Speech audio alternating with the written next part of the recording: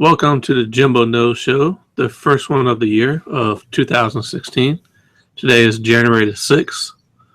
Like always, I have my co-host with me, Harry Ezel III. Yo, what's up? The mysterious black box. He is having some technical difficulties in the hot ATL. Or would we say cold ATL? Yeah, it's a little bit cold down here now. Yeah, probably like 20s. Nah. It gets up to about 38. Well, we got a couple of degrees above you today. We got in the 44s. Oh, 44. Hey, man, it's still cold, all right? Yeah, 44. Yes, if that's cold to y'all. Yes. It started out at 29 degrees this morning. Yeah, I was in the teens this morning. I don't want to hear it. So how's your New Year and Christmas been?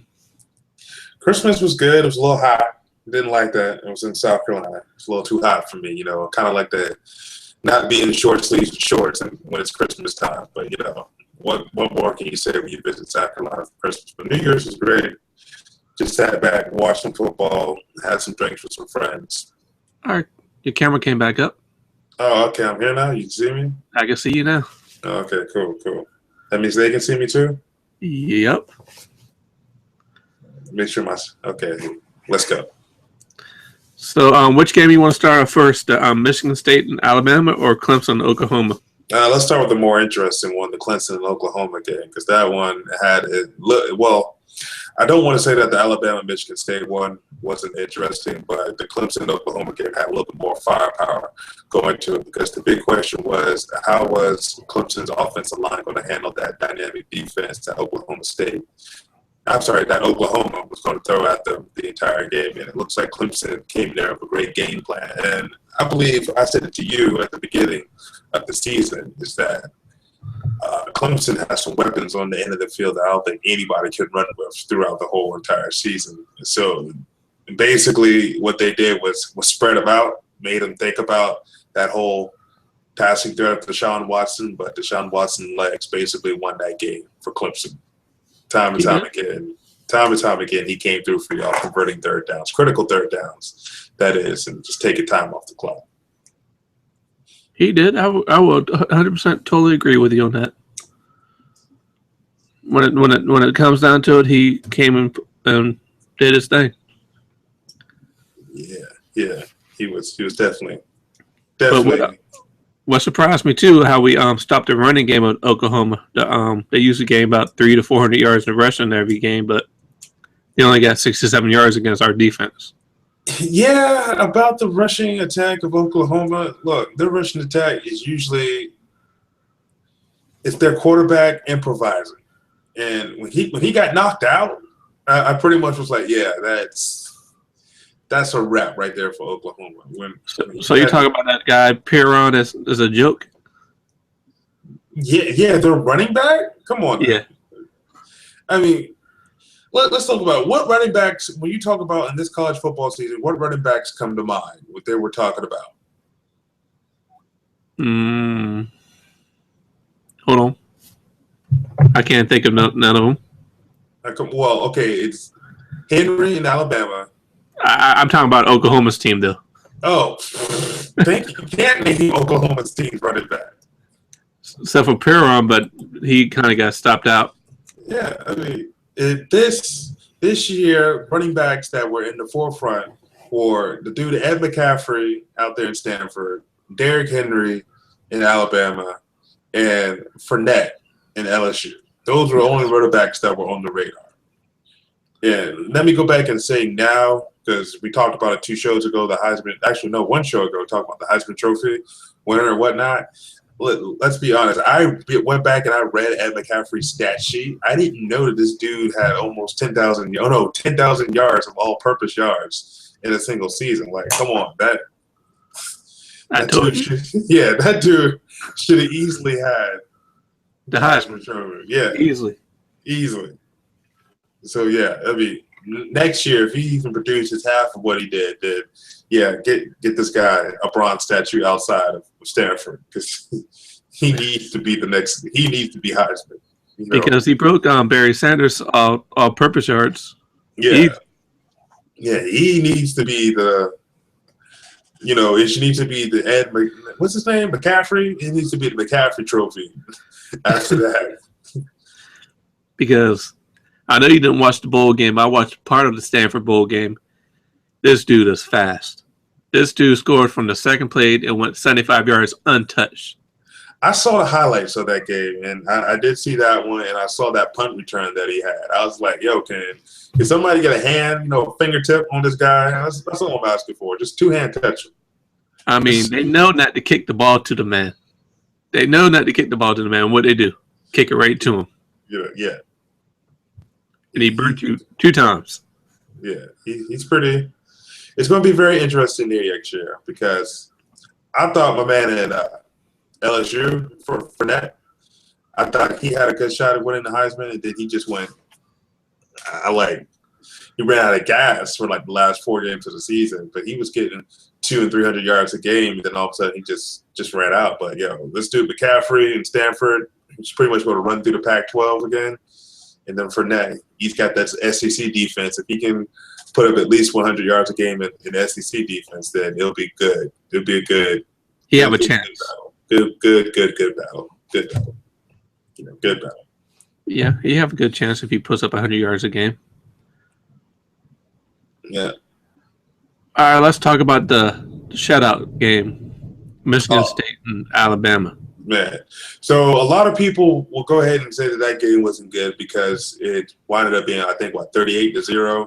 Yeah. So it really wasn't a close competitive game. That was a nail biter that came down to the end. But if you love to see pure dominance of an offensive line, then that's exactly what you saw. Michigan State's front four couldn't do nothing against Alabama's front five that they put up there. You're thinking, well, Harry, of course that makes sense, 4-on-5. Well, not necessarily. Exactly. Yeah, because, you blitz people, you stack the box sometimes, you bring an extra defender, sometimes you bring 6 when there's only 5 guys, try to surprise them and whatnot.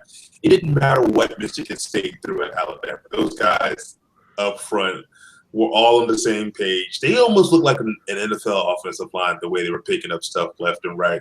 The cleanest jersey on the field was the quarterback for Alabama because it looked like he barely got touched. Yeah, the entire game while he was still in it, he didn't get touched. And then when the second team came in late in the fourth quarter, or it might have been the first quarter on, when the second team came in for Alabama, and their defense actually stepped up because Michigan State's first team is still in there trying to at least score, make the game respectable. And Alabama's second team came in there and was like, nah, we're playing for the shutout, and continued to shut them out. I was like, yeah, I'm thoroughly impressed with Alabama's defense, both on their first team and second team, and their offensive line, the way they played in that game. All I got to say, Jimbo, is that your number one defensive player for Clemson got hurt in that bowl game. He said that he wants to play. You better pray and hope he does play because you're going to need everything to get. But his replacement looked good, though. Yeah, well, again, it was Oklahoma, but, Yeah, but he's a freshman, though. Yeah. And, look, you need every weapon that you have available at your disposal. Do we need to make a couple of phone calls, bring back Vic Beasley? Y'all better go get what's that dude? Sammy Watkins, Watson. What's the other dude that's waiting?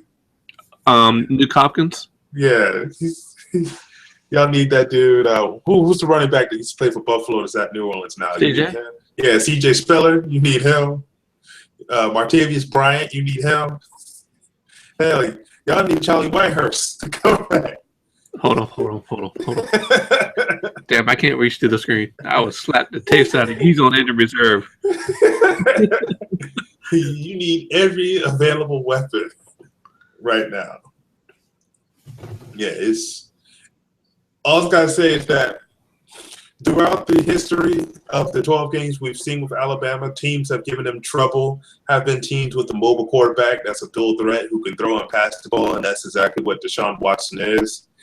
All I got to say is that running between those big boys that the SEC is going to bring you, you better pray and hope that he gets into the second level, meaning that he gets hit by linebackers and corners versus defensive ends and defensive tackles that was hitting him in the Oklahoma game, because it's not going to be pretty for him if he's running between the tackles like he did, getting hit by the tackles that Alabama's going to bring.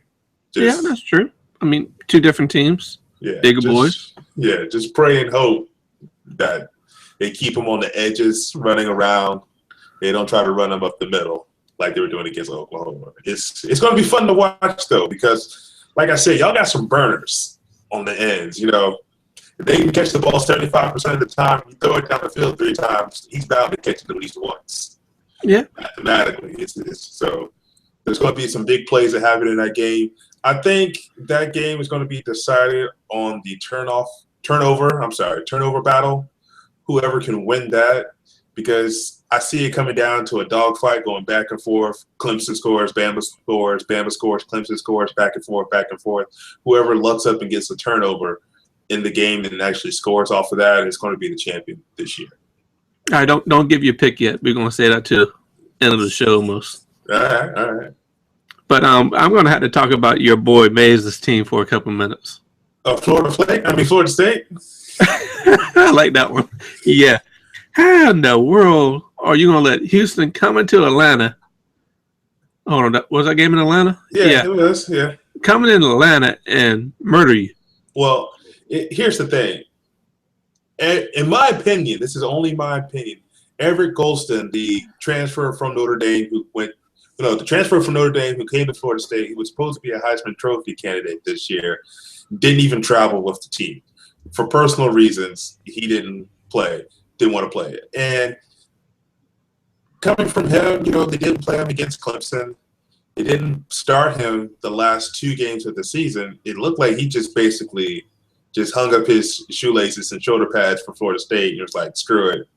I'm going to get ready for the combine this year. Because to me, for your senior year, somehow you were able to transfer, even though it was out of conference, you transferred into ACC. And I really don't understand how Notre Dame plays some ACC games, but not for football. They're not in the ACC. They're still independent. I really don't understand it. And so for him to transfer and then be able to play in the ACC was kind of like scratching my head that, okay, yeah, he wants to do something. And then late in the season just to hang it up and give up on your team. I mean, if I was a GM for the NFL, I'm like, look, this dude he's got a shady attitude. Do I really want him on my team? But basically to me, I think that he literally just called it quits on this team and just gave up. So Florida State was playing without their number 1 quarterback, even though I believe that guy's a sophomore, and he played last year against Clemson and actually won that game. So he has game day experience, but still they got dragged by Houston. Dragged by Houston. And the way it goes with how many fans are in the state, well, and I shouldn't say state of Georgia, how many fans are here in Atlanta? The number 1 fan base, for some reason, even though Georgia Tech is here in Atlanta, it's UGA. And then I would probably say it's either Alabama or Auburn. And then comes Florida State, followed by Clemson, then Georgia Tech. So Florida State has a lot of people who live here in Atlanta that back that team. They even have a Florida State bar that they all go to, and it is obnoxious as hell to go there and you're not a Florida State fan. Like, this is disgusting how many Florida State fans are here. And for them to get dragged like that, because I know they probably had at least probably about maybe 40,000 seats in that stadium. Oh, yeah. At least 40 states.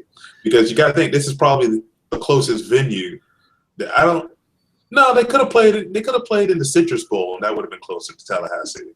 Yeah. So this was like the perfect bowl for them, and they just didn't. The team didn't show up.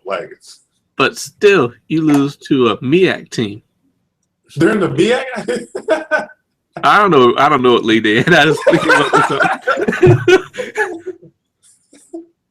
Oh, that's wrong. I'm gonna tell Mace what you said tomorrow. I'm talking about Houston. We ain't talking about no what help me out here, Harry. We ain't talking about no Notre Dame coming to beat you. Yeah, no major conference team, no team that got shafted by the playoff committee, no team that Shoulda, coulda, woulda been in one of those other bowl games, major bowl that is games. It was some team that probably on nobody's radar came in there and just waxed that ass. You got that right. Yeah, Jimbo Fisher, he's safe, but I don't, he's got a lot of fire under those guys next year. Oh yeah. Who? Houston? Yeah. You better come to practice. Yeah. A fire getting lit under somebody right now. Better bring back Sticky Finger Winston. They need something, boy. They need something. That's pretty much all the bowl games I watched. Those 3 really, and really 4. I caught a little bit of Stanford game. Yeah, like I said in the last show, man, it's just too many bowls to really care about. Or care about them right now. I mean, maybe next season, hopefully Carolina be better and I'll pay more attention to the bowl games because maybe we might get one. I got one more bowl game. I did see catch highlights. The Michigan tore the hell out of Florida. Oh, no, I missed that. See, I did see that the SEC was winning most of the bowl games this year because last year they kind of sucked. But so Michigan ripped Florida a new one? Oh, yeah, they beat them terrible. Well, come on. The Gators offense, look, when they played South Carolina, I was like, yo, even though we lost this game, if they didn't get lucky on like 2 plays, we would have beat them. Yeah, that's true. That is true. Florida's offense is pretty much flaky. Like, their head coach, I don't know how he went 7-1 to start the season, but their offense is kind of flaky and their defense is subpar. So they got lucky this season. Next year is going to be the eye opener for Florida fans, for Gator fans, because their team was pretty much garbage this year, but got lucky in a lot of games. Yeah, I would agree with that. Like you said, the first 7 games, they got pretty much lucky. Yeah, no doubt, lucky, real lucky. So we're going to go ahead and end this show. We're going to let you go ahead and do your picks, who you think is going to win this coming up Monday. But I already kind of know who you're going to pick. Yeah, kind of. This Monday, it's kind of hard to go up against 4 championships, 5 championships in 7 years. It's kind of hard. No, 4 championships in 7 years. Yeah, it's kind of hard to go against that when Nick Saban is in the bowl game. But I'm going to shock you and surprise you and going on film with this. I said it earlier, I think around week 3 in the season, that Clemson has something special because those offensive weapons that they have, they really don't need to play great defense because they can pretty much score the ball at will. And I'm going to pick Clemson conditionally. And the condition is that Deshaun Watson stays healthy throughout the entire game. Like if he doesn't miss any plays or have to leave due to some sort of injury or getting knocked out of the game or his leg, that knee injury flares up again, I believe Clemson actually beats Alabama in Arizona and wins the national championship. Yeah, everybody knows what my pick is going to be, so I ain't got to say it. I got a jersey on. Yeah. But what's the score you think it's going to be? The score, I believe this game is actually going to be a shootout. It's going to be more of a high-scoring shootout. I see this game coming down to 34-30, Clemson scoring on a late game-winning drive. Okay. I'm going to say it's going to be 27-24. More field goals. Okay, yeah. Yeah, more field goals. Because, like you said earlier, both teams got good defense. So, well, let me take that back. Okay, Clemson's defense is probably their weakest point, but their defense hasn't had to play really that much because the offense just dominates the game. So, if this game comes down to Clemson having to rely on their defense to win the game, Bama wins it. If this game comes down to whether or not can Deshaun Watson get back in the game, Bama wins it. If this game comes down to Deshaun Watson leading Clemson on a late game-winning drive, Clemson wins it.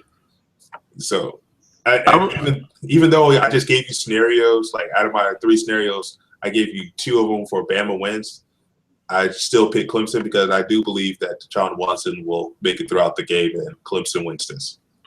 I will agree with you. If Watson does not finish the game, we will not It's a win wrap.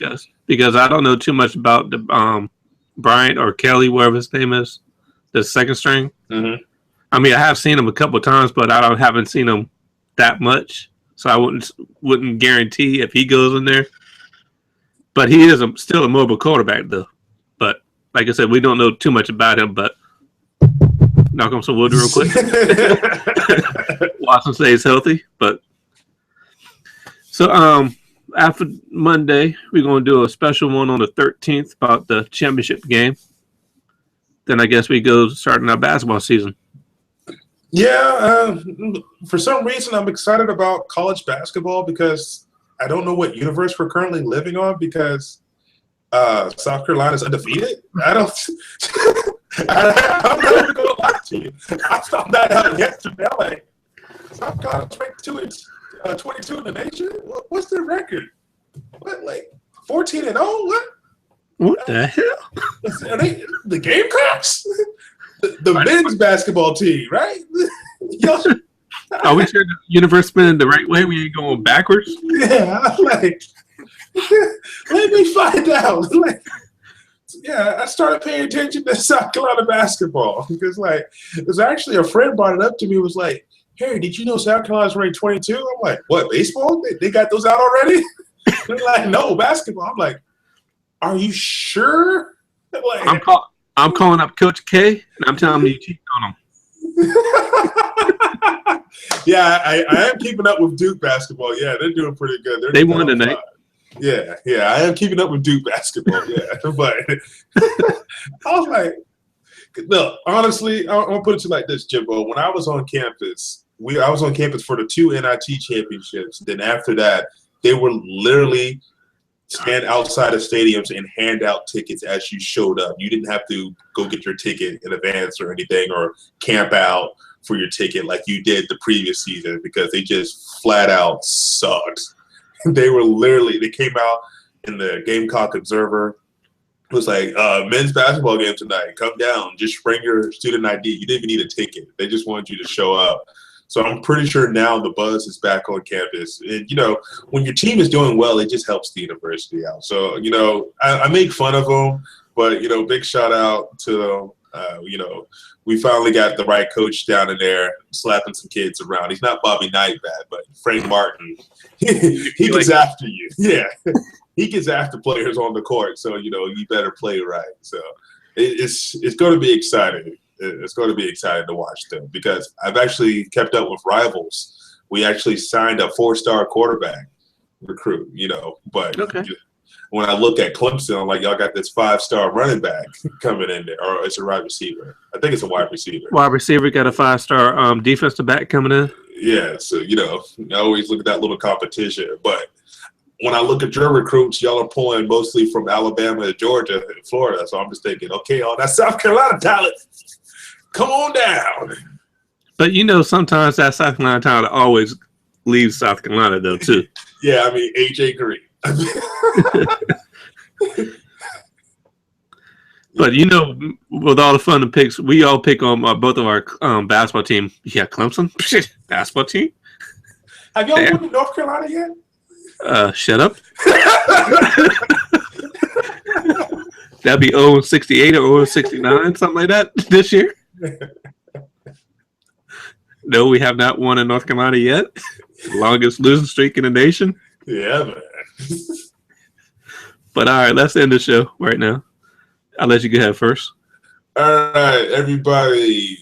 I am back displaying my photo galleries. I'm back this with my YouTube channel. So if you can see, the link is right. Oh, look, got it right there on the first chart, right down there. Hopefully pretty soon.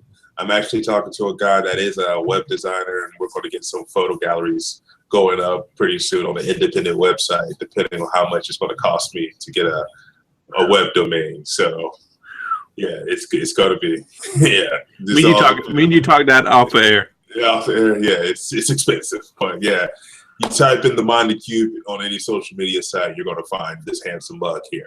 All right. So everybody in the Charleston local area, if y'all looking for electronics, hit up Jimbo Electronics right there. Yeah, it's not that easy, is it? You always see me struggling. You can find me on Facebook, just like how I spelled rather, Jimbo Electronics Incorporated. Until next time, peace.